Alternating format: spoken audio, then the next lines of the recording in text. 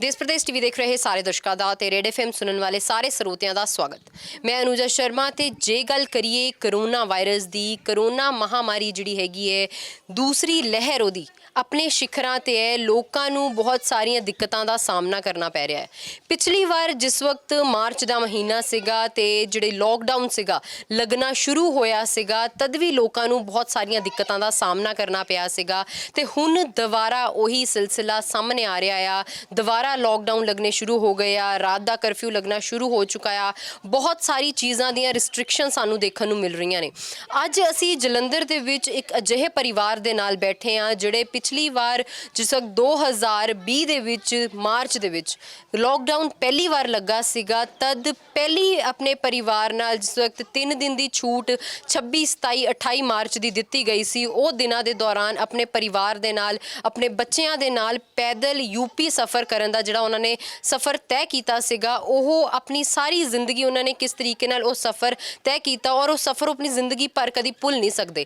ਇਹ ਸਾਰਾ ਸਫ਼ਰ ਉਹਨਾਂ ਦਾ ਕਿਹੋ ਜਿਹਾ ਸੀਗਾ ਇਸ ਬਾਰੇ ਵੀ ਜਾਣਾਂਗੇ ਤੇ ਅਗਲਾ ਜਿਹੜਾ ਹੁਣ ਦੁਬਾਰਾ ਕਰੋਨਾ ਵਾਇਰਸ ਦੀ ਜਿਹੜੀ ਮਹਾਮਾਰੀ ਚੱਲ ਰਹੀ ਹੈ ਉਹਦੇ ਨਾਲ ਦੁਬਾਰਾ ਜਿਹੜੇ ਕਰਫਿਊ ਲੱਗ ਰਹੇ ਨੇ, ਲੋਕਡਾਊਨਸ ਲੱਗ ਰਹੇ ਨੇ, ਇਹਨਾਂ ਬਾਰੇ ਉਹਨਾਂ ਦਾ ਕੀ ਕਹਿਣਾ ਹੈਗਾ ਆ, ਕਿਸ ਤਰੀਕੇ ਨਾਲ ਉਹ ਆਪਣੇ ਇਸ ਸਫ਼ਰ ਨੂੰ ਬਿਆਨ ਕਰਦੇ ਆ, ਉਹ ਸਾਰਾ ਕੁਝ ਜਾਣਾਂਗੇ। ਮੇਰੇ ਨਾਲ ਇੱਥੇ ਮੌਜੂਦ ਨੇ गिरीश जी। तुसी आप कितने परिवार इकट्ठे होके जब पिछली बार लॉकडाउन के दौरान आप गए थे, कितने परिवार थे? 4 परिवार थे जी। कितने लोग थे 4 परिवार? बच्चे लगा के 17 लोग थे। 17 लोग थे। आप किस तरीके से आप गए थे, मतलब कैसे आपने सफ़र तय किया अपना? यहाँ से साइकिल से गए थे, कहीं बीच में मतलब गाड़ी वाड़ी मिल जाती उस पर लोड भी कर लेते थे, तो ऐसे इस तरह से अम्बाला तक पहुँचे। अम्बाला से सहारनपुर बॉर्डर तक पहुँच गए थे, वहाँ से फिर वापस ही आना पड़ा।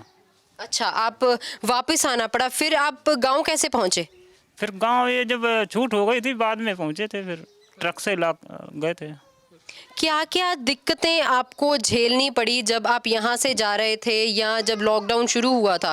क्या क्या दिक्कतों का सामना किया? दिक्कतें तो बहुत हुई रास्ते में चलते फिरते, मतलब पैदल साइकिल से जाओ, बच्चे भी हैं, सामान भी था सारा, तो रास्ते भर दिक्कत ही दिक्कत आई है। जहाँ रुके वहीं थोड़ा बहुत आराम किया, जब तक घर नहीं पहुँच गए तब तक दिक्कत ही आती रही। आप यहाँ पे क्या काम कर रहे हो और वहाँ पे क्या काम करते थे जाकर? वहाँ वही खेती बाड़ी काम है और कोई काम ही नहीं वहाँ पे था। यहाँ यही मंजे का काम करते थे, वो भी बंद था इस समय।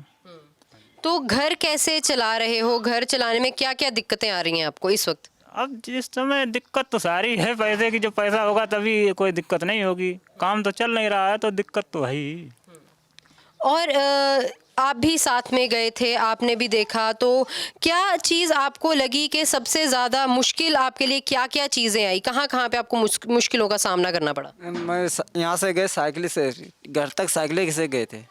3 दिन रात दिन साइकिलें चलाई थी। अच्छा, तो खाने का कैसे होता था? किस तरीके से खाना कहाँ से मिल रहा था? अगर में पुलिस वाले मिल जाते थे वो लोग दे देते थे। अच्छा। कहीं पर लंगर लगा मिलता था वो खिला देते थे। बाकी साइकिल दिन रात साइकिल चलाते रहते थे। अच्छा, रात का सफ़र कैसे रह रहा था? साइकिल से चलाते थे, पूरी रात साइकिल चलाते, पूरे दिन साइकिल चलाते थे। अच्छा, आप गिरीश जी उन्हों से पहले चले गए थे, है ना? तो आपके साथ कितने बच्चे थे जब आप उनसे एक दिन पहले निकले थे? आपको शायद कम दिक्कतें हुई, लेकिन कितने बच्चे गए थे आपके साथ? वही 12 लोग 13 लोग थे, 12-13 लोग थे। तो बच्चों को संभालना मुश्किल नहीं लग रहा था? बच्चे तो शायद समझ। हम ही लोग थे। अच्छा। 21 लोग बाग थे हम लोग, कोई दिक्कत नहीं थी। साइकिल से हो रहे गए, रात भर साइकिल ही चलती रही थी हमारे लोगों से। 6 दिन साइकिल चलाई 6 थी। दिन साइकिल चलाई आपने? अच्छा गिरीश जी, जब आप रुके आपने कहाँ कहाँ पे रात को अपना सफ़र कैसे निकाला? जी, एक तो यहाँ से अम्बाला के पहले पड़ता है थोड़े, वहाँ एक रात तो वहीं निकल गई थी हमारी। अच्छा। जी, फिर इसके बाद एक सहारनपुर के पहले एक रेस्टोरेंट पड़ता है, बंद पड़ा था जी। एक रात वहाँ हमारी कटी। अच्छा। फिर इसके बाद पेट्रोल पंप पे 3 दिन वहाँ कटे हैं। अच्छा। जी। तो अगर अब की हम बात करें, दोबारा जो कर्फ्यू लगाए जा रहे हैं, दोबारा लॉकडाउन होने की बातें हो रही हैं, किस तरीके से आप इसे देखते हो कि क्या क्या दिक्कतें और सामना करना पड़ सकता है? अब जो दिक्कत होगी होगी, अब थोड़ी दोबारा जाएंगे, पहले तरह थोड़ी फंसेंगे जाकर। एक बार फंस ही गए। जी। तो किस तरीके से क्या क्या आपने कुछ इंतज़ाम करने अपने लिए शुरू किए हैं अगर लॉकडाउन दोबारा लगता है तो? इंतजाम क्या, खाना पीना चलता ही रहेगा और क्या करें। इंतजाम और क्या है, काम वाम चल नहीं रहा है, काम तो ऐसे ही है, बस यही दिक्कत है और क्या। परिवार में कितने लोग हैं और उनका कैसे चल रहा है? बच्चे पढ़ भी रहे हैं? जी, लड़का पढ़ रहा है, लड़की भी पढ़ रही है। अच्छा। जी। तो उनकी जब पढ़ाई में जाते हैं, पढ़ाई की बात करते हैं, पढ़ाई के को लेकर भी कुछ दिक्कतें आ रही होंगी आपको? दिक्कत तो आ रही, स्कूल अभी तक तो बंद ही थे और अभी भी कहाँ खुले हैं, ट्यूशने जाते हैं सिर्फ, और क्या। जी। तो सरकार को कुछ अपील करना चाहते हो? क्या अपील, सरकार को अपील करेंगे? सरकार कौन सी हमारी मान लेगी? बहुत से लोग हैं अपील करने वाले, किसकी क्या होगी। जी। तो आगे जो भी लॉकडाउन लगता है या कुछ भी होता है, दोबारा घर जाने का कोई प्लान नहीं है, तो यहीं पे रहकर किस तरीके से अपने आप को संभाला जाएगा? अब यहीं पे रहेंगे और जैसे भी संभाल पाएंगे संभालेंगे, और क्या करें, क्या कर सकते हैं। और जब आपने जाना था, किस किस ने आपकी मदद की? कौन कौन लोग थे जब आप जा रहे थे तब आपकी मदद कर रहे थे? जैसे हमने देखा कि काउंसलर जो आपके यहाँ के हैं, उन्होंने भी आपको समझाने की कोशिश की कि आप मत जाइए। हाँ जी, हाँ जी। तो यहाँ तो मना करते रहे, साथ वाले भी मना करते रहे, काउंसलर भी मना करते रहे, 3-4 लोग थे, उन्होंने मना किया था। पर वो इसी चक्कर में चले गए कि खुला है, कोई दिक्कत तो है नहीं, इसीलिए चले गए। ये थोड़ी जाना था कि मतलब वहाँ जाके फंस जाएंगे। यहाँ से कोई दिक्कत नहीं थी। जब हम लोग पहुँच गए थे बॉर्डर पर, सहारनपुर बॉर्डर है, वहाँ से दिक्कत हुई, वहाँ बंद हो गया था, वहाँ से फिर आगे नहीं निकल पाए थे। आपको एक चीज़ सरकार भी कह रही थी पहले भी, और बाद में बोला भी जा रहा था कि मत जाइए, आप यहीं पे रहिए, आप सेफ रहेंगे। क्या चीज़ थी जो आपको ऐसा कर रही थी कि नहीं, चलते हैं, अपने घर चलते हैं यहाँ से? ये बात ये है, यहाँ तो जब करेंगे तभी खाएंगे, ठीक है। घर पे तो खेती बाड़ी है, इतना तो मतलब हर चीज़ उपलब्ध है ही, कि अगर नहीं भी करेंगे फिर भी खाना पीना सर चलता ही रहेगा। और वहाँ मतलब देहात में इतना लॉकडाउन का असर नहीं है। अच्छा। अपना घर पे खेती पे कोई भी काम करते रहे हमेशा, ये दिक्कत थी। अगर वहाँ पर काम चल रहा था, फिर शहर में आने का प्लान क्यों हुआ दोबारा? यहाँ कमरा भी चढ़ा था, अच्छा। किराया भी इसका पड़ ही रहा है। अच्छा। बात ही है, और क्या। किराया देखो 5-6 हज़ार इकट्ठा हो गया था लॉकडाउन की वजह से, फिर आके वो भी भरा आके, और अगर ना आते तो ये 10-15-20 हज़ार बन ही जाता। ये तो बढ़ता ही रहता। बात ये थी। तो जिस तरीके ਨਾਲ ਅਸੀਂ ਦੇਖਿਆ ਕਿ ਜਿਹੜੀਆਂ ਚੀਜ਼ਾਂ ਇੱਥੇ ਇਹਨਾਂ ਨੂੰ ਲੈ ਕੇ ਗਈਆਂ, ਆਪਣੇ ਨਾਲ ਪਿੰਡਾਂ ਦੇ ਵਿੱਚ ਜਾਣ ਨੂੰ ਪ੍ਰੇਰਿਤ ਕੀਤਾ, ਜਿਹੜੀਆਂ ਚੀਜ਼ਾਂ ਨੇ ਕਿਹਾ ਕਿ ਪਿੰਡਾਂ ਨੂੰ ਪਰਤਿਆ ਜਾਵੇ।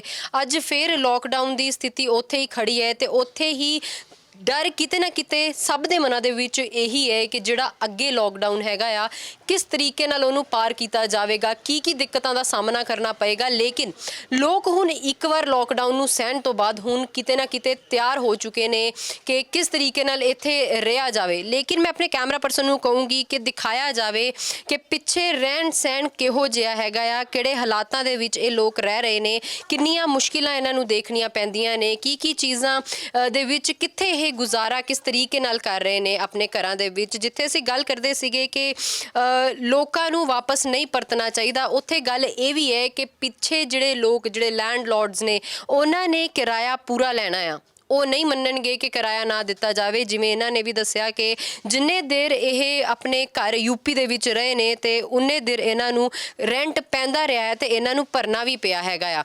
ਕਿੰਨੀਆਂ ਘੱਟ ਸਹੂਲਤਾਂ ਹੈਗੀਆਂ ਆ ਜਿਨ੍ਹਾਂ ਦੇ ਵਿੱਚ ਗੁਜ਼ਾਰਾ ਕਰਨਾ ਪੈ ਰਿਹਾ ਆ। ਉਸ ਤੋਂ ਬਾਅਦ ਜੇਕਰ ਦੁਬਾਰਾ ਤੋਂ ਦੁਬਾਰਾ ਲੋਕਡਾਊਨ ਲੱਗਦੇ ਰਹਿਣਗੇ, ਲੋਕਾਂ ਨੂੰ ਆਪਣੇ ਖਾਣ ਦੀ ਸਹੂਲਤ ਨਹੀਂ ਮਿਲੇਗੀ, ਰਹਿਣ ਦੀ ਸਹੂਲਤ ਨਹੀਂ ਮਿਲੇਗੀ, ਕਿੰਨੀਆਂ ਕੁ ਦਿੱਕਤਾਂ ਉਹਨਾਂ ਨੂੰ ਝੇਲਣੀਆਂ ਪੈਣਗੀਆਂ। ਇਹ ਬਹੁਤ ਵੱਡਾ ਮਸਲਾ ਆ। ਜੇਕਰ ਸਰਕਾਰ ਚਾਹੁੰਦੀ ਆ ਕਿ ਉਹ ਲੋਕਡਾਊਨ ਲਗਾਵੇ, ਲੋਕਾਂ ਨੂੰ ਸੇਫ ਕਰਨਾ ਚਾਹੁੰਦੀ ਆ, ਤੇ ਕਿਤੇ ਨਾ ਕਿਤੇ ਉਹਨਾਂ ਨੂੰ ਇਹ ਜਿਹੜੇ ਲੋਕ ਇੱਥੇ ਮੌਜੂਦ ਨੇ, ਜਿਹੜੇ ਦਿਹਾੜੀ ਕਰਕੇ ਆਪਣਾ ਕੰਮ ਕਰ ਰਹੇ ਨੇ, ਦਿਹਾੜੀ ਸਾਂਭ ਰਹੇ ਨੇ, ਤੇ ਦਿਹਾੜੀ ਜਿੰਨੀ ਦਿਹਾੜੀ ਬਣੂਗੀ ਉਸ ਤੋਂ ਬਾਅਦ ਓਨਾ ਹੀ ਖਾਣਾ ਖਾ ਸਕਣਗੇ। ਇਹ ਸਭ ਚੀਜ਼ਾਂ ਤੁਸੀਂ ਦੇਖ ਸਕਦੇ ਹੋ ਕਿ ਇਸ ਘਰ ਦੇ ਵਿੱਚ ਤੁਸੀਂ ਕਿੰਨੀਆਂ ਕੁ ਸਹੂਲਤਾਂ ਹੈਗੀਆਂ ਆ, ਕਿਸ ਤਰੀਕੇ ਨਾਲ ਇੱਥੇ ਇਹ ਰਹਿ ਰਹੇ ਨੇ, ਕਿੰਨਾ ਕੁ ਔਖ ਹੁੰਦੀ ਹੋਏਗੀ ਇਹਨਾਂ ਨੂੰ। ਭਾਵੇਂ ਆਪਣੀ ਜ਼ੁਬਾਨੀ ਇਹ ਲੋਕ ਨਹੀਂ ਕਹਿੰਦੇ, ਲੇਕਿਨ ਫਿਰ ਵੀ ਕਿਤੇ ਨਾ ਕਿਤੇ ਜਿਹੜੇ ਦਰਸ਼ਕ ਨੇ ਉਹ ਦੇਖ ਸਕਦੇ ਨੇ ਕਿ ਕਿੰਨੀਆਂ ਕੁ ਦਿੱਕਤਾਂ ਇੱਥੇ ਆ ਰਹੀਆਂ ਨੇ ਤੇ ਕਿੰਨੀਆਂ ਕੁ ਚੀਜ਼ਾਂ ਇਹਨਾਂ ਨੂੰ ਝੇਲਣੀਆਂ ਪੈਣਗੀਆਂ। ਜਿੱਥੇ ਆਪਾਂ ਸਰਕਾਰ ਦੀ ਗੱਲ ਕਰ ਰਹੇ ਸੀ, ਸਰਕਾਰ ਨੂੰ ਵੀ ਦੇਖਣਾ ਪਏਗਾ ਕਿ ਇਹਨਾਂ ਦੇ ਵਾਸਤੇ ਹੋਰ ਆਲਟਰਨੇਟਿਵਸ ਕੀ ਹੋਣੇ ਚਾਹੀਦੇ ਨੇ। ਇਸ ਦੇ ਬਾਰੇ ਅਸੀਂ ਹੋਰ ਗੱਲਬਾਤ ਕਰਾਂਗੇ। ਜਿਹੜੇ ਇੱਥੇ ਦੇ ਕਾਉਂਸਲਰ ਨੇ ਜਗਦੀਸ਼ ਜੀ, ਉਹਨਾਂ ਦੇ ਕੋਲ ਵੀ ਤੁਹਾਨੂੰ ਲੈ ਕੇ ਚੱਲਾਂਗੇ ਕਿ ਕਿਸ ਤਰੀਕੇ ਨਾਲ ਉਹ ਇਸ ਚੀਜ਼ ਨੂੰ ਦੇਖਦੇ ਨੇ। ਹੁਣੇ ਅਸੀਂ ਤੁਹਾਡੀ ਗੱਲਬਾਤ ਕਰਵਾਈ ਸੀਗੀ ਗਿਰੀਸ਼ ਦੇ ਨਾਲ, ਜੋ ਕਿ ਪਿਛਲੀ ਵਾਰ ਜਿਸ ਵਕਤ ਮਾਰਚ 2020 ਦੇ ਵਿੱਚ ਲੋਕਡਾਊਨ ਲੱਗਾ ਸੀਗਾ ਤਾਂ ਪੰਜਾਬ ਦੇ ਵਿੱਚੋਂ ਜਿਹੜੇ ਲੋਕ ਪਹਿਲਾਂ ਹੀ ਆਪਣੇ ਪਿੰਡਾਂ ਦੇ ਵਿੱਚ ਪਰਤਣੇ ਸ਼ੁਰੂ ਹੋ ਗਏ ਸੀਗੇ, ਉਹਨਾਂ ਦੇ ਵਿੱਚੋਂ ਇੱਕ ਸੀਗੀ। ਉਹਨਾਂ ਨੇ ਦੱਸਿਆ ਉਹਨਾਂ ਨੂੰ ਕੀ ਚੀਜ਼ਾਂ ਦੀ ਦਿੱਕਤ ਆਈ। ਅੱਜ ਮੇਰੇ ਨਾਲ ਇਸ ਵਕਤ ਮੌਜੂਦ ਨੇ ਇਸੇ ਇਲਾਕੇ ਦੇ ਜਿਹੜੇ ਕਾਉਂਸਲਰ ਹੈਗੇ ਆ ਜਗਦੀਸ਼ ਰਾਏ ਜੀ, ਉਹ ਮੇਰੇ ਨਾਲ ਇੱਥੇ ਮੌਜੂਦ ਨੇ। ਇਹਨਾਂ ਨਾਲ ਗੱਲਬਾਤ ਕਰਾਂਗੇ, ਇਹਨਾਂ ਤੋਂ ਜਾਣਾਂਗੇ ਕਿ ਕਿਸ ਤਰੀਕੇ ਨਾਲ ਜਿਸ ਵਕਤ ਮਹਾਮਾਰੀ ਦਾ ਦੌਰ ਚੱਲ ਰਿਹਾ ਸੀਗਾ, ਲੋਕਡਾਊਨ ਚੱਲ ਰਿਹਾ ਸੀਗਾ, ਇਹ ਕਿਸ ਤਰੀਕੇ ਨਾਲ ਇੱਥੋਂ ਫਰੰਟ ਲਾਈਨ ਵਰਕਰ ਬਣ ਕੇ ਇੱਥੋਂ ਕੰਮ ਕਰ ਰਹੇ ਸੀਗੇ ਤੇ ਕਿਸ ਤਰੀਕੇ ਨਾਲ ਇੱਥੋਂ ਕਮਾਂਡ ਸਾਂਭ ਰਹੇ ਸੀਗੇ। ਜਗਦੀਸ਼ ਜੀ, ਜੇਕਰ ਗੱਲ ਕੀਤੀ ਜਾਵੇ, ਪਹਿਲਾਂ ਵੀ ਸਾਨੂੰ ਗਿਰੀਸ਼ ਨੇ ਵੀ ਦੱਸਿਆ, ਤੁਸੀਂ ਵੀ ਦੱਸਿਆ ਸੀਗਾ ਕਿ ਤੁਸੀਂ ਜਿਸ ਵਕਤ ਉਹ ਆਪਣੇ ਪਿੰਡ ਨੂੰ ਪਰਤਣ ਲੱਗੇ ਸੀਗੇ, ਤੁਸੀਂ ਉਹਨਾਂ ਨੂੰ ਰੋਕਿਆ ਕਿ ਨਾ ਜਾਇਆ ਜਾਵੇ, ਤੇ ਕੀ ਤੁਹਾਡੀ ਲੋਕਾਂ ਨੇ ਕਿਸ ਤਰੀਕੇ ਨਾਲ ਉਸ ਦੌਰ ਨੂੰ ਤੁਸੀਂ ਸਾਂਭਿਆ ਸੀ? ਮੈਂ ਸਾਰਿਆਂ ਤੋਂ ਪਹਿਲਾਂ ਤਾਂ ਤੁਹਾਡਾ ਮੀਡੀਆ ਵਾਲਿਆਂ ਦਾ ਦੇਸ਼ ਪ੍ਰਦੇਸ਼ ਜੋ ਮੀਡੀਆ ਤੋਂ ਤੁਸੀਂ ਆਏ ਹੋ, ਮੈਂ ਤੁਹਾਡਾ ਪਹਿਲਾਂ ਤਾਂ ਬਹੁਤ ਬਹੁਤ ਧੰਨਵਾਦ ਕਰਦਾ। ਮੇਰੇ ਵਾਰਡ ਵਿੱਚ ਆਏ ਹੋ ਔਰ ਮੇਰੇ ਵਾਰਡ ਦੇ ਲੋਕਾਂ ਦਾ ਜੋ ਤੁਸੀਂ ਇੰਟਰਵਿਊ ਲਿਆ ਹੈਗਾ, ਤੇ ਕਿਉਂਕਿ ਉਸ ਟਾਈਮ ਹਾਲਾਤ ਇਸ ਤਰ੍ਹਾਂ ਬਣ ਗਏ ਸੀ, ਮਤਲਬ ਸ਼ਾਇਦ ਇਸੇ ਤਰ੍ਹਾਂ ਚੱਲੇਗਾ ਜਿੱਦਾਂ ਦੀ ਬਿਮਾਰੀ ਬਹੁਤ ਹੀ ਜਿਹੜੀ ਇੱਕ ਭਿਆਨਕ ਬਿਮਾਰੀ ਆਪਣੇ ਦੇਸ਼ ਵਿੱਚ ਆਈ, ਵੈਸੇ ਤਾਂ ਪੂਰੇ ਵਰਲਡ ਵਿੱਚ ਆਈ ਹੈ। ਔਰ ਜਿਹੜੇ ਸਾਡੇ ਇਲਾਕੇ ਆਏ ਬੜੇ ਸਲਮ ਏਰੀਆ, ਇੱਥੇ ਮਜ਼ਦੂਰ ਲੋਕ ਰਹਿੰਦੇ ਆ, ਬੜੇ ਥੋੜ੍ਹੇ ਮਤਲਬ ਉਹੀ ਕਮਾਉਣਾ ਉਹੀ ਖਾਣਾ ਵਾਲੀ ਸਥਿਤੀ ਸੀ। ਅਤੇ ਲੋਕਾਂ ਨੇ ਇਹ ਕਿਹਾ ਚਲੋ ਜੇ ਇੱਥੇ ਨਹੀਂ ਹੋ ਰਿਹਾ ਸਾਡਾ ਗੁਜ਼ਾਰਾ, ਕੋਈ ਆਮਦਨੀ ਦਾ ਕੋਈ ਸਾਧਨ ਨਹੀਂ ਬਣ ਰਿਹਾ, ਅਸੀਂ ਸਰਕਾਰ ਵੱਲੋਂ ਤਾਂ ਬਹੁਤ ਸਹੂਲਤ ਆਈ, ਲੇਕਿਨ ਅਸੀਂ ਉਹ ਡਿਸਟਰੀਬਿਊਟ ਵੀ ਉਸ ਤਰ੍ਹਾਂ ਕਰਦੇ ਸੀ। ਔਰ ਜਿੰਨੇ ਵੀ ਲੋਕ ਅਸੀਂ ਮਤਲਬ ਜਾਣ ਨਹੀਂ ਦਿੰਦੇ ਸੀਗੇ, ਪਰ ਫਿਰ ਵੀ ਇਹਨਾਂ ਨੇ ਮਜਬੂਰੀ ਮਤਲਬ ਇਹਨਾਂ ਦੀ ਵੀ ਆਪਣੀ ਵੀ ਸੀਗੀ, ਲੇਕਿਨ ਇਹਨਾਂ ਨੂੰ ਰੋਕਿਆ ਤਾਂ ਬਹੁਤ, ਲੇਕਿਨ ਇਹ ਫਿਰ ਵੀ ਇੱਥੋਂ ਪੈਦਲ ਗਏ। ਔਰ ਰਸਤੇ ਵਿੱਚ ਤਕਰੀਬਨ ਮੈਂ ਇਹਨਾਂ ਨੂੰ ਡੇਲੀ ਫੋਨ ਕਰਦਾ ਸੀ, ਕਦੀ ਮਤਲਬ ਇਸ ਬਾਰਡਰ 'ਤੇ ਅਸੀਂ ਇੱਥੇ ਪਹੁੰਚ ਗਏ ਜਾਂ ਇੱਥੇ ਪਹੁੰਚ ਗਏ, ਬੱਚਿਆਂ ਦਾ ਕੀ ਹਾਲ ਹੈ। ਮਤਲਬ ਉਹਨਾਂ ਨੇ ਰਸਤੇ ਵਿੱਚ ਵੀ ਇਹ ਦੱਸਿਆ, ਮਤਲਬ ਪ੍ਰੋਬਲਮ ਨਹੀਂ ਸਾਨੂੰ ਆ ਰਹੀ, ਮਤਲਬ ਅਸੀਂ ਨਾਲ ਜਾ ਰਹੇ, ਲੰਗਰ ਦਾ ਵੀ ਪ੍ਰਬੰਧ ਹੋਈ ਜਾਂਦਾ ਨਾਲੋਂ ਨਾਲ। ਲੋਕਾਂ ਨੇ ਕਿਉਂਕਿ ਪੰਜਾਬ ਵਿੱਚ ਪਹਿਲਾਂ ਤੋਂ ਗੁਰੂਆਂ ਪੀਰਾਂ ਨੇ ਲੰਗਰ ਪ੍ਰਥਾ ਚਲਾਈ, ਜਿਹੜੀ ਉਹ ਚੱਲਦੀ ਸੀ ਉਸ ਟਾਈਮ ਵੀ, ਅਤੇ ਇੰਨਾ ਮੈਂ ਕਹਿੰਦਾ ਮਤਲਬ ਰੋਕਣ ਦੀ ਬਹੁਤ ਕੋਸ਼ਿਸ਼ ਕੀਤੀ, ਫਿਰ ਵੀ ਲੋਕ ਜਾਣਾ ਹੀ ਪਸੰਦ ਕੀਤਾ। ਕੋਈ ਸਾਈਕਲ 'ਤੇ ਜਾ ਰਿਹਾ, ਕੋਈ ਪੈਦਲ ਜਾ ਰਿਹਾ। ਇੱਕ ਵਾਰ 11:30 ਵਜੇ ਅਸੀਂ ਰਾਤ ਨੂੰ ਗੁਲਾਬ ਦੇਵੀ ਹੌਸਪੀਟਲ ਤੋਂ 15 ਬੰਦੇ ਅਸੀਂ ਲੈ ਕੇ ਆਏ ਸੀ। ਮੇਰੇ ਨਾਲ ਅੱਗੇ ਨਜ਼ਦੀਕ ਰਾਜਨਗਰ ਹੈ, ਉੱਥੇ ਦੇ ਬੰਦੇ ਸੀ, ਉਹਨਾਂ ਨੂੰ ਦੂਸਰੇ ਦਿਨ ਅਸੀਂ ਰਾਸ਼ਨ ਭਰ ਕੇ ਦਿੱਤਾ। ਮਤਲਬ ਤੁਸੀਂ ਜਾਣਾ ਨਹੀਂ ਹੈ, ਜਿੱਥੇ ਤੁਹਾਨੂੰ ਸਾਡੀ ਜ਼ਰੂਰਤ ਪੈਂਦੀ ਹੈ ਜਾਂ ਪ੍ਰਸ਼ਾਸਨ ਦੀ ਜ਼ਰੂਰਤ ਪੈਂਦੀ, ਤੁਹਾਡੇ ਨਾਲ ਅਸੀਂ ਖੜ੍ਹੇ ਆ। ਉਸੇ ਟਾਈਮ ਅਸੀਂ ਰਾਤ ਨੂੰ ਫਿਰ CP ਸਾਹਿਬ ਨਾਲ ਫੋਨ ਕੀਤਾ, DC ਸਾਹਿਬ ਨਾਲ ਹੋਈ ਗੱਲ, ਉਹਨਾਂ ਨੇ ਵੀ ਉਹਨਾਂ ਦੀ ਫਿਰ ਆਪਣੇ ਬੰਦੇ ਭੇਜ ਕੇ ਹੋਰ ਕੋਈ ਰਾਸ਼ਨ ਉਹਨਾਂ ਨੂੰ ਵੀ ਭੇਜਿਆ, ਕੱਪੜੇ ਲਿੱਤਾ ਵੀ ਉਹਨਾਂ ਨੂੰ ਦਿੱਤਾ ਸੀ ਉਸ ਟਾਈਮ, ਅਤੇ ਮੈਨੂੰ ਵੀ ਥੋੜ੍ਹਾ ਐਪਰੀਸ਼ੀਏਟ ਕੀਤਾ ਉਸ ਟਾਈਮ। ਹਾਂਜੀ ਜਗਦੀਸ਼ ਜੀ, ਅਗਰ ਗੱਲ ਕੀਤੀ ਜਾਵੇ ਹੁਣ ਦੇ ਦੌਰ ਦੀ, ਇਸ ਵਕਤ ਫੇਰ ਮਾਰਚ ਦਾ ਮਹੀਨਾ ਸ਼ੁਰੂ ਹੁੰਦਿਆਂ ਹੀ ਜਿਹੜਾ ਲੋਕਡਾਊਨ ਦਾ ਸਿਲਸਿਲਾ ਹੈਗਾ ਦੁਬਾਰਾ ਸ਼ੁਰੂ ਹੋ ਗਿਆ। ਭਾਵੇਂ ਉਹ ਰਾਤ ਦੇ ਲੋਕਡਾਊਨ ਦੀ ਗੱਲ ਕੀਤੀ ਜਾਵੇ ਜਾਂ ਹਾਲ ਹੀ ਦੇ ਵਿੱਚ 1 ਘੰਟੇ ਦਾ ਜਿਹੜਾ ਕਰਫਿਊ ਲਗਵਾਇਆ ਗਿਆ ਸੀਗਾ ਕੈਪਟਨ ਅਮਰਿੰਦਰ ਸਿੰਘ ਜੀ ਵੱਲੋਂ, ਉਹਦੀ ਗੱਲ ਕੀਤੀ ਜਾਵੇ ਜਾਂ ਨਾਈਟ ਕਰਫਿਊ ਦਾ ਟਾਈਮ ਵਧਾਉਣ ਦੀ ਗੱਲ ਕੀਤੀ ਜਾਵੇ, ਆਹ ਸਾਰੀ ਚੀਜ਼ਾਂ ਸਾਹਮਣੇ ਆ ਰਹੀਆਂ ਨੇ। ਹੁਣ ਗੱਲਾਂ ਇਹ ਵੀ ਉੱਠ ਰਹੀਆਂ ਨੇ ਕਿ ਜਿਹੜੀ ਕਰੋਨਾ ਮਹਾਮਾਰੀ ਹੈਗੀ ਉਹ ਤੀਜੀ ਲਹਿਰ ਵੀ ਆਉਣ ਲੱਗੀ ਹੈ, ਤੇ ਹੁਣ ਲੋਕਡਾਊਨ ਅਗਰ ਲੱਗਦਾ ਆ ਤੇ ਕੀ ਚੀਜ਼ਾਂ ਨੂੰ ਦੇਖਦੇ ਹੋਏ ਕਿਸ ਤਰੀਕੇ ਨਾਲ ਲੋਕਾਂ ਨੂੰ ਸਾਂਭਿਆ ਜਾਵੇਗਾ?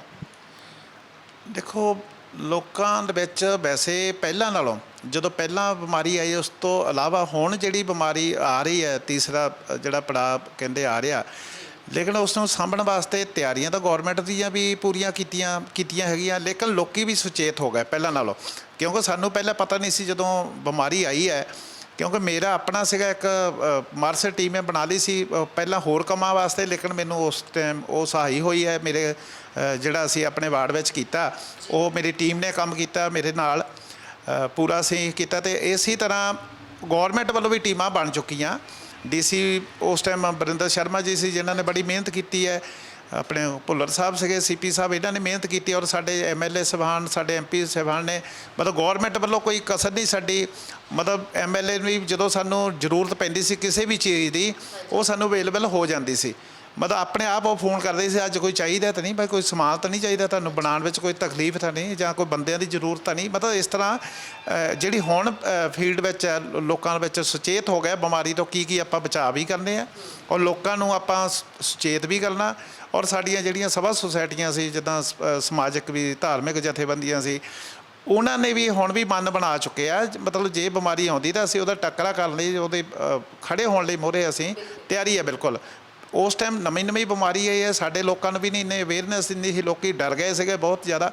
ਲੇਕਿਨ ਅਸੀਂ ਪਹਿਲਾਂ ਪੰਫਲੇਟ ਵੰਡੇ ਲੋਕਾਂ ਨੂੰ ਸੁਚੇਤ ਕਰਨ ਲਈ, ਉਸ ਤੋਂ ਬਾਅਦ ਮੈਂ ਆਪਣੇ ਸੈਨੀਟਾਈਜ਼ਰ ਅਸੀਂ ਘਰ ਘਰ ਮਤਲਬ ਲਗਾਈਆਂ, ਡਿਊਟੀਆਂ ਲਗਾਈਆਂ ਪ੍ਰੋਪਰ। ਉਸ ਤੋਂ ਬਾਅਦ ਵੱਡੀਆਂ ਮਸ਼ੀਨਾਂ ਵੀ ਕਾਰਪੋਰੇਸ਼ਨ ਵੱਲੋਂ ਇੱਧਰ ਏਰੀਆ ਵਿੱਚ ਕਰਵਾਈਆਂ। ਮਤਲਬ ਹੁਣ ਸਾਡੀ ਤਿਆਰੀ ਹੈ।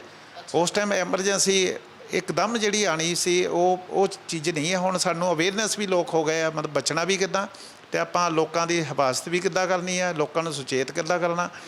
ਅਸੀਂ ਘਰ ਘਰ ਜਾ ਕੇ ਉਦੋਂ ਇਹ ਪ੍ਰਚਾਰ ਕੀਤਾ ਸੀ। ਹੁਣ ਸਾਨੂੰ ਡਰ ਨਹੀਂ ਲੱਗਦਾ, ਮਤਲਬ ਇੰਨੇ ਕੁ ਅਸੀਂ ਵੀ ਅਵੇਅਰਨੈਸ ਹੋ ਗਿਆ। ਮਤਲਬ ਡਰਨ ਵਾਲੀ ਕੋਈ ਏਡੀ ਗੱਲ ਨਹੀਂ ਹੈ। ਲੇਕਿਨ ਆਪਾਂ ਨੂੰ ਜਿਹੜੇ ਸੁਚੇਤ ਰਹਿਣ ਦੀ ਜੋ ਗੌਰਮੈਂਟ ਵੱਲੋਂ ਹਦਾਇਤਾਂ ਹੈਗੀਆਂ ਜਾਂ ਡਾਕਟਰਾਂ ਵੱਲੋਂ ਹਦਾਇਤਾਂ, ਸਾਨੂੰ ਉਹਦੀ ਪਾਲਣਾ ਕਰਨ ਦੀ ਬਹੁਤ ਸਖਤ ਜ਼ਰੂਰਤ ਹੈ।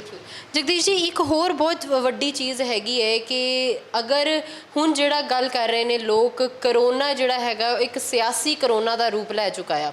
ਤੁਸੀਂ ਇੱਕ ਪੋਲੀਟਿਕਸ ਦੇ ਵਿੱਚ ਹੋ, ਤੁਸੀਂ ਇੱਥੋਂ ਖੜੇ ਹੋ, ਤੁਸੀਂ ਕਾਉਂਸਲਰ ਵੀ ਹੋ, ਤੁਸੀਂ ਕਿਸ ਚੀਜ਼ ਨੂੰ ਕਿਸ ਤਰੀਕੇ ਨਾਲ ਦੇਖਦੇ ਹੋ ਕਿ ਜਦ ਐਸੀ ਕੋਈ ਚੀਜ਼ ਆਉਂਦੀ ਹੈ, ਜਿਸ ਵਕਤ ਸਿਆਸਤ ਚੱਲ ਰਹੀ ਹੁੰਦੀ ਹੈ ਤੇ ਕਰੋਨਾ ਪਿੱਛੇ ਹੋ ਜਾਂਦਾ ਆ, ਉਸ ਤੋਂ ਬਾਅਦ ਫਿਰ ਕਰੋਨਾ ਅੱਗੇ ਆ ਜਾਂਦਾ, ਇਹਨੂੰ ਤੁਸੀਂ ਕਿਸ ਤਰੀਕੇ ਨਾਲ ਦੇਖਦੇ ਹੋ? ਦੇਖੋ, ਮੈਂ ਤਾਂ ਸਿਆਸਤ ਵਾਲਾ ਤਾਂ ਕੰਮ ਮੇਰੇ ਕੋਲ ਤਾਂ ਬਹੁਤਾ ਨਹੀਂ ਹੈਗਾ। ਮੈਂ ਅਜੇ ਮੈਨੂੰ ਗੌਰਮੈਂਟ ਨੇ ਵੈਸੇ ਡਾਇਰੈਕਟਰ ਵੀ ਬਣਾਇਆ ਪੰਜਾਬ ਸਟੇਟ ਸੀਡ ਕਾਰਪੋਰੇਸ਼ਨ ਦਾ। ਜਿਹੜੀ ਲੋਕਾਂ ਦੀ ਇੱਕ ਰਾਏ ਆ ਜਾਂ ਲੋਕਾਂ ਦੇ ਜਿਹੜੇ ਵਿਚਾਰ ਹੈ ਉਹ ਅਲੱਗ ਹਟ ਕੇ ਆ, ਲੇਕਿਨ ਗੌਰਮੈਂਟ ਆਪਣਾ ਕੰਮ ਕਰ ਰਹੀ ਹੈ, ਲੋਕ ਆਪਣਾ ਕੰਮ ਕਰ ਰਹੀ ਹੈ। ਹੁਣ ਮੈਂ ਐਜ ਏ ਕੌਂਸਲਰ ਆ, ਮੈਨੂੰ ਕੋਈ ਵੀ ਏਰੀਏ ਦੇ ਵਿੱਚੋਂ ਆਪਣੇ ਜਿੰਨਾ ਵੀ ਮੇਰਾ ਏਰੀਆ ਹੈਗਾ ਜਾਂ ਬਾਹਰਲਾ ਵੀ ਏਰੀਆ ਹੈਗਾ, ਇੱਕ ਵੀ ਬੰਦਾ ਮੈਨੂੰ ਕਹਿ ਦੇਵੇ ਇਹ ਬੀਜੇਪੀ ਦਾ ਬੰਦਾ ਆਇਆ ਤਾਂ ਉਹਦਾ ਕੰਮ ਨਹੀਂ ਹੋਇਆ। ਮਤਲਬ ਹਰੇਕ ਕੌਂਸਲਰ ਆਪਣਾ ਜਿਹੜਾ ਵਿਊ ਦੇ ਸਕਦਾ, ਲੇਕਿਨ ਮੇਰੇ ਕੋਲ ਕੋਈ ਵੀ ਬੰਦਾ ਨਹੀਂ ਕਹਿ ਸਕਦਾ ਇਹ ਕਾਂਗਰਸੀ ਆ ਜਾਂ ਇਹ ਬੀਜੇਪੀ ਆ, BSP ਆ ਜਾਂ ਕੋਈ ਇੱਦਾਂ ਦੀ ਕੋਈ ਗੱਲ ਹੈ। ਲੇਕਿਨ ਲੋਕਾਂ ਦੀ ਇਹ ਸੁਣੀ ਸੁਣਾਈ ਗੱਲ ਹੈ। ਨਾ ਤਾਂ ਨਿਊਜ਼ਪੇਪਰ ਇੱਦਾਂ ਦਾ ਕੋਈ ਲਿਖ ਰਿਹਾ ਮੈਟਰ, ਮਤਲਬ ਇਹ ਸਿਆਸੀ ਹੈ, ਕਰੋਨਾ ਸਿਆਸੀ ਹੋ ਗਿਆ, ਮਤਲਬ ਉੱਦਾਂ ਦਾ ਕੋਈ ਨਹੀਂ ਹੈਗਾ। ਮਤਲਬ ਲੋਕਾਂ ਦੀਆਂ ਗੱਲਾਂ ਉਹਨਾਂ ਨੂੰ ਆਪਾਂ ਰੋਕਿਆ ਨਹੀਂ ਜਾ ਸਕਦਾ, ਲੇਕਿਨ ਗੌਰਮੈਂਟ ਵੱਲੋਂ ਇੱਦਾਂ ਦੀ ਕੋਈ ਨਹੀਂ ਹੈਗਾ, ਨਾ ਦੂਜੀ ਓਪੋਜੀਸ਼ਨ ਪਾਰਟੀ ਵੱਲੋਂ ਵੀ ਨਹੀਂ ਇਸ ਤਰ੍ਹਾਂ ਦੀ ਕੋਈ ਵਿਚਾਰਧਾਰਾ। ਅਤੇ ਇਹ ਤਾਂ ਬਿਮਾਰੀ ਹੈ। ਇੱਕ ਬਿਮਾਰੀ ਨੂੰ ਆਪਾਂ ਰੋਕਥਾਮ ਕਰਨ ਲਈ ਡਾਕਟਰ ਵੀ ਲੱਗੇ ਆ, ਮੀਡੀਆ ਵੀ ਬਹੁਤ ਕੰਮ ਕੀਤਾ। ਮੀਡੀਆ ਨੇ ਵੀ ਜੇ ਕਿਸੇ ਨੇ ਕੰਮ ਕੀਤਾ ਉਹਨੂੰ ਐਪਰੀਸ਼ੀਏਟ ਵੀ ਕੀਤਾ, ਮੋਮੈਂਟੋ ਤੱਕ ਵੀ ਦਿੱਤੇ ਮੀਡੀਆ ਵੱਲੋਂ ਵੀ। ਔਰ ਮੀਡੀਆ ਵਾਲਿਆਂ ਨੂੰ ਵੀ ਮਤਲਬ ਧਾਰਮਿਕ ਸਮਾਜਿਕ ਜਥੇਬੰਦੀਆਂ ਨੇ ਉਹਨਾਂ ਨੂੰ ਸਨਮਾਨਿਤ ਕੀਤਾ, ਕਿਉਂਕਿ ਸਾਡੇ ਸਫਾਈ ਕਰਮਚਾਰੀ ਸੀ, ਅਸੀਂ ਉਹਨਾਂ ਨੂੰ ਸਨਮਾਨਿਤ ਕੀਤਾ। ਥੋੜ੍ਹਾ ਹੌਸਲਾ ਵਜਾਈ ਐਜੇ ਕਰਨੀ ਹੁੰਦੀ ਪੰਜਾਬ 'ਚ ਵੀ, ਉੱਦਾਂ ਵੀ ਜਿਹੜੀ ਫਰੰਟ ਲਾਈਨ 'ਤੇ ਕੰਮ ਕੀਤਾ, ਕਿਉਂਕਿ ਅਸੀਂ ਤਾਂ ਲੋਕਾਂ ਤਾਂ ਘਰ ਸੀਗੇ, ਅਸੀਂ ਗਰਾਊਂਡ ਦੇ ਵਿੱਚ ਹੁੰਦੇ ਸੀ, ਓਪਨ ਸੀਗੇ, ਖਾਣਾ ਵੀ ਪਹੁੰਚਾਉਣਾ, ਲੋਕਾਂ ਦੀ ਦੇਖਭਾਲ ਕਰਨੀ ਆ। ਇੱਦਾਂ ਹੀ ਸਵੀਪਰ ਦਾ ਕੰਮ ਸੀਗਾ, ਉਹਨੇ ਆਪਣੀ ਸਫਾਈ ਕੀਤੀ। ਜੇ ਸਫਾਈ ਨਾ ਹੁੰਦੀ ਤੇ ਬਿਮਾਰੀ ਦਾ ਹੋਰ ਜ਼ਿਆਦਾ ਫੈਲਣ ਦਾ ਖਤਰਾ ਸੀ। ਮਤਲਬ ਸਾਡੇ ਸੀਵਰਮੈਨ ਵੀ ਲੱਗੇ ਰਹੇ, ਸਫਾਈ ਕਰਮਚਾਰੀ ਵੀ ਲੱਗੇ ਰਹੇ, ਹੋਰ ਲਾਈਟਾਂ ਦਾ ਜੋ ਸਾਡੇ ਸੀਗੇ ਮਕੈਨਿਕ ਵਗੈਰਾ ਜਾਂ ਹੋਰ ਜਿੰਨੇ ਵੀ ਕੰਮ ਸੀਗੇ। ਹੁਣ ਜਿੱਥੇ ਸੀਵਰੇਜ ਜਾਮ ਹੁੰਦਾ ਸੀ ਜਾਂ ਹੋਰ ਪ੍ਰੋਬਲਮ ਆਉਂਦੀ ਸੀ, ਉੱਥੇ ਸਾਡੇ ਕਾਰਪੋਰੇਸ਼ਨ ਦੇ ਮੁਲਾਜ਼ਮ, ਜ਼ਿਲ੍ਹਾ ਪ੍ਰਸ਼ਾਸਨ ਦੇ ਵੀ ਲੋਕੀ ਨਾਲ ਲੱਗੇ ਰਹੇ। ਅਸੀਂ ਮੀਟਿੰਗਾਂ ਵੀ ਕਰਦੇ ਰਹੇ। ਸਾਡੇ MLA ਸੁਸ਼ੀਲ ਰਿੰਕੂ ਜੀ ਆ, ਉਹਨਾਂ ਨੇ ਬੜੇ ਸਾਨੂੰ ਮੀਟਿੰਗਾਂ ਮੋਟੀਵੇਟ ਕਰਦੇ ਰਹੇ ਹਮੇਸ਼ਾ। ਮਤਲਬ ਉਹਨਾਂ ਨੇ ਇਹ ਕੀਤਾ, ਕੋਈ ਇਹਦੇ ਵਿੱਚ ਅਸੀਂ ਰਾਜਨੀਤਿਕ ਜਾਂ ਪੋਲੀਟੀਕਲ ਵਾਲਾ ਸਿਸਟਮ ਨਹੀਂ ਸੀ। ਹੁਣ ਵੀ ਲੋਕਾਂ ਦੀਆਂ ਸੁਣੀ ਸੁਣਾਈਆਂ ਗੱਲਾਂ ਹੀ ਲੋਕੀ ਕਹਿ ਰਹੇ ਆ। ਉੱਥੇ ਸਿਰਫ ਲੋਕ ਨਹੀਂ ਜਗਦੀਸ਼ ਜੀ, ਇਹ ਨਿਊਜ਼ ਦੇ ਵਿੱਚ ਵੀ ਬਹੁਤ ਜ਼ਿਆਦਾ ਚੱਲ ਰਿਹਾ ਆ। ਬਹੁਤ ਵੱਡੇ ਜਿਹੜੇ ਐਨਾਲਿਟਿਕਸ ਹੈਗੇ ਆ ਉਹ ਵੀ ਇਹ ਗੱਲ ਨੂੰ ਕਹਿ ਰਹੇ ਆ ਕਿ ਜੇਕਰ ਆਪਾਂ ਗੱਲ ਕਰਦੇ ਆ ਕਿਤੇ ਸਿਆਸਤ ਦੀ ਗੱਲ ਕਰਦੇ ਆ, ਜਿੱਥੇ ਹੁਣ ਜਿਵੇਂ ਵੈਸਟ ਬੰਗਾਲ ਦੇ ਵਿੱਚ ਹੈਗਾ ਆ, ਉੱਥੇ ਵੱਡੇ ਇਕੱਠ ਕੀਤੇ ਜਾ ਰਹੇ ਆ ਪੋਲੀਟੀਕਲ ਪਾਰਟੀਆਂ ਵੱਲੋਂ, ਭਾਵੇਂ ਸਾਰਿਆਂ ਵੱਲੋਂ ਕੀਤੇ ਜਾ ਰਹੇ ਆ। ਉੱਥੇ ਕਰੋਨਾ ਨਹੀਂ ਹੋਇਆ। ਇੱਥੇ ਹੁਣੇ ਚੋਣਾਂ ਹੋ ਕੇ ਹਟੀਆਂ, ਪੰਜਾਬ ਦੇ ਵਿੱਚ ਵੀ ਹੋ ਕੇ ਹਟੀਆਂ ਨੇ, ਤਦ ਕਰੋਨਾ ਨਹੀਂ ਚੱਲ ਰਿਹਾ ਸੀਗਾ, ਉਸ ਤੋਂ ਬਾਅਦ ਕਰੋਨਾ ਆ ਗਿਆ। ਨਹੀਂ ਮੈਮ, ਇਸ ਤਰ੍ਹਾਂ ਜਿੱਦਾਂ ਜਦੋਂ ਮੀਟਿੰਗ ਹੁੰਦੀਆਂ, ਵੱਡੀਆਂ ਮੀਟਿੰਗਾਂ ਹੁੰਦੀਆਂ, ਲੋਕੀ ਆਪਣੇ ਆਪ ਵੀ ਆਉਂਦੇ ਆ। ਲੋਕਾਂ ਨੂੰ ਵੈਸੇ ਤਾਂ ਆਪਣੇ ਤਾਂ ਇੱਥੇ ਮਨਾ ਕਰ ਦਿੱਤਾ, ਜਿੱਦਾਂ ਹੁਣ ਮੈਰਿਜ ਵਿੱਚ ਵੀ 25 ਬੰਦਿਆਂ ਦਾ, ਜਿੱਦਾਂ ਜੋ ਵੀ ਪ੍ਰਸ਼ਾਸਨ ਵੱਲੋਂ ਵੀ ਆ, ਸਰਕਾਰਾਂ ਵੱਲੋਂ ਵੀ ਆ। ਲੇਕਿਨ ਸਰਕਾਰ ਵੱਲੋਂ ਇਸ ਤਰ੍ਹਾਂ ਦਾ ਤਾਂ ਸਿਆਸੀ ਤੁਸੀਂ ਕਹਿੰਦੇ ਹੋ, ਜਿੱਦਾਂ TV ਵਿੱਚ ਵੀ ਦੂਜੇ ਸਾਰੇ ਵੱਡੇ ਚੈਨਲ 'ਤੇ ਵੀ ਆ ਰਿਹਾ। ਲੇਕਿਨ ਆਪਣੇ ਪੰਜਾਬ ਵਿੱਚ ਇਸ ਤਰ੍ਹਾਂ ਦੀ ਕੋਈ ਮੈਨੂੰ ਨਹੀਂ ਲੱਗਦਾ ਅਸੀਂ ਸਿਆਸੀ ਕੋਈ ਰੂਪ ਇਹਨੂੰ ਦੇ ਰਹੇ ਆ। ਨਾ ਤਾਂ ਸਾਡੇ ਕੈਪਟਨ ਅਮਰਿੰਦਰ ਸਿੰਘ ਜੀ CM ਸਾਹਿਬ, ਉਹਨਾਂ ਨੇ ਵੀ ਲੋਕਾਂ ਨਾਲ ਗੱਲ ਕੀਤੀ। ਜੇ ਪੱਤਰਕਾਰਾਂ ਨਾਲ ਕੋਈ ਪ੍ਰੋਬਲਮ ਆਈ, ਉਹਨਾਂ ਨਾਲ ਵੀ ਉਸ ਟਾਈਮ ਮੌਕਿਆਂ 'ਤੇ ਗੱਲ ਕੀਤੀ ਹੈ। ਜਾਂ ਸਾਡੇ ਜਿਹੜੇ ਲੜ ਰਹੇ ਸੀ, ਜਾਂ ਕੋਈ ਸਾਡੀਆਂ ਆਪਣੇ ਸਿਸਟਰ ਸੀਗੇ, ਜਿਹੜੇ ਆਪਣੀਆਂ ਭੈਣਾਂ ਜਿਨ੍ਹਾਂ ਨੇ ਫਰੰਟ ਲਾਈਨ 'ਤੇ ਨਰਸਾਂ ਨੇ ਕੰਮ ਕੀਤਾ, ਮਤਲਬ ਘਰ ਨਹੀਂ ਜਾਂਦੇ 24 ਘੰਟੇ, ਕਿਤੇ 3 ਦਿਨ ਬਾਅਦ ਜਾ ਰਿਹਾ ਕੋਈ, ਮਤਲਬ ਉਹਨਾਂ ਨਾਲ ਗੱਲਬਾਤ ਕਰਨ ਦਾ ਇੱਕ ਜ਼ਰੀਆ ਸੀ। ਉਹ ਕਿਸੇ ਨੂੰ ਵੀ ਬਿਲੋਂਗ ਹੋ ਸਕਦਾ, ਕਿਸੇ ਵੀ ਪਾਰਟੀ ਨੂੰ ਵੀ ਹੋ ਸਕਦੇ ਸੀ। ਉਹਨੇ ਇਹ ਨਹੀਂ ਦੇਖਿਆ, ਮਤਲਬ ਸਾਰਿਆਂ ਨਾਲ ਗੱਲਬਾਤ ਕੀਤੀ। ਕੋਈ ਸਿਆਸੀ ਵਾਲਾ ਕੰਮ ਨਹੀਂ ਹੈ, ਕਿਉਂਕਿ ਇਹ ਜਲੰਧਰ ਵਿੱਚ ਜ਼ਿਆਦਾ, ਹੁਸ਼ਿਆਰਪੁਰ ਵਿੱਚ ਘੱਟ ਹੈ। ਹੁਸ਼ਿਆਰਪੁਰ ਥੋੜ੍ਹਾ ਖੁੱਲ੍ਹਾ ਏਰੀਆ, ਆਪਣਾ ਥੋੜ੍ਹਾ ਜਿਹਾ ਏਰੀਆ ਘੁੱਟਣ 'ਚ ਹੈ, ਜਿੱਦਾਂ ਬਾਜ਼ਾਰ ਵੀ ਸਾਰੇ ਹੈਗੇ ਆ, ਮਤਲਬ ਉਹਨਾਂ ਵਿੱਚ ਘੱਟ ਹੈ ਅਤੇ ਆਪਣੇ ਜ਼ਿਆਦਾ। ਇੱਦਾਂ ਹੀ ਲੁਧਿਆਣੇ ਵੀ ਸੰਘਣੀ ਆਬਾਦੀ ਹੈ, ਉੱਥੇ ਵੀ ਜ਼ਿਆਦਾ ਕੇਸ ਆਏ। ਅੰਮ੍ਰਿਤਸਰ ਜਾਏ, ਕਪੂਰਥਲੇ ਘੱਟ ਆਏ। ਮਤਲਬ ਇਸ ਤਰ੍ਹਾਂ ਦੀਆਂ ਚੀਜ਼ਾਂ ਆਪਾਂ ਦੇਖ ਕੇ ਜਾਵੇ ਤਾਂ ਜਿੱਥੇ ਜਿੱਥੇ ਜ਼ਿਆਦਾ ਸੰਘਣੀਆਂ ਆਬਾਦੀਆਂ ਸੀ ਜਾਂ ਅਵੇਅਰਨੈਸ ਨਹੀਂ ਸੀ, ਜਿੱਦਾਂ ਹੁਣ ਆਪਣੇ ਮੰਡੀ ਜ਼ਿਆਦਾ ਲੱਗਦੀ ਹੈ, ਆਲੇ ਦੁਆਲੇ ਵੀ ਇੱਥੋਂ ਜਾਂਦਾ, ਕਪੂਰਥਲੇ ਵੀ ਇੱਥੋਂ ਸਮਾਨ ਜਾਂਦਾ, ਉੱਥੇ ਹੁਣ ਆਬਾਦੀ ਜ਼ਿਆਦਾ, ਉੱਥੇ ਇੱਕ ਨੂੰ ਹੋਇਆ ਤਾਂ ਮਤਲਬ 10 ਬੰਦੇ ਹੋਰ ਵਿੱਚ ਆ ਗਏ, ਉਹਨਾਂ ਨੂੰ ਵੀ ਹੋਇਆ ਨਾਲ, ਹੈ ਨਾ। ਇਸ ਕਰਕੇ ਆਪਾਂ ਨੂੰ ਇੱਦਾਂ ਦੀ ਕੋਈ ਸਿਆਸਤ ਵਾਲਾ ਤਾਂ ਇੱਥੇ ਪੰਜਾਬ ਵਿੱਚ ਤਾਂ ਨਹੀਂ ਲੱਗਿਆ। ਬਾਕੀ ਵੋਟਾਂ ਨਾਲ ਤਾਂ ਸੰਬੰਧਿਤ ਗੱਲਾਂ ਹੁੰਦੀਆਂ ਹਮੇਸ਼ਾ ਹੀ ਹੁੰਦੀਆਂ ਆਈਆਂ ਅਤੇ ਹੁੰਦੀਆਂ ਰਹਿ ਗਈਆਂ। ਬਹੁਤ ਬਹੁਤ ਸ਼ੁਕਰੀਆ ਸਾਡੇ ਨਾਲ ਗੱਲਬਾਤ ਕਰਨ ਲਈ। ਤੇ ਇਹ ਸੀਗੇ ਜਗਦੀਸ਼ ਜੀ ਜਿਨ੍ਹਾਂ ਨੇ ਗੱਲਬਾਤ ਕੀਤੀ ਸਾਡੇ ਨਾਲ। ਤੇ ਇਹ ਅਸੀਂ ਇੱਕ ਤੁਹਾਨੂੰ ਸਫ਼ਰ ਦਿਖਾਇਆ ਜਿਹੜਾ ਪਿਛਲੇ ਕਰੋਨਾ ਵਾਇਰਸ ਦੇ ਲੋਕਡਾਊਨ ਤੋਂ ਲੈ ਕੇ ਅੱਜ ਜਿਹੜਾ ਦੂਸਰਾ ਦੌਰ ਚੱਲ ਰਿਹਾ ਆ ਕਰੋਨਾ ਵਾਇਰਸ ਦਾ, ਉਹਦੇ ਨਾਲ ਚੱਲ ਰਿਹਾ ਆ। ਤੇ ਅੱਗੇ ਹੁਣ ਇਹ ਦੇਖਣਾ ਆ ਕਿ ਜੇਕਰ ਲੋਕਡਾਊਨ ਲੱਗਦਾ ਆ ਤੇ ਕੀ ਤਕਲੀਫਾਂ ਲੋਕਾਂ ਨੂੰ ਆਉਂਦੀਆਂ ਆ ਤੇ ਸਰਕਾਰ ਕਿਸ ਤਰੀਕੇ ਨਾਲ ਲੋਕਾਂ ਦੀਆਂ ਸਹਾਇਤਾ ਕਰਦੀ ਹੈ। ਕੈਮਰਾਮੈਨ ਸੁਨੀਲ ਦੇ ਨਾਲ ਅਨੂਜਾ ਸ਼ਰਮਾ, ਦੇਸ਼ ਪ੍ਰਦੇਸ਼ ਟੀਵੀ, ਜਲੰਧਰ।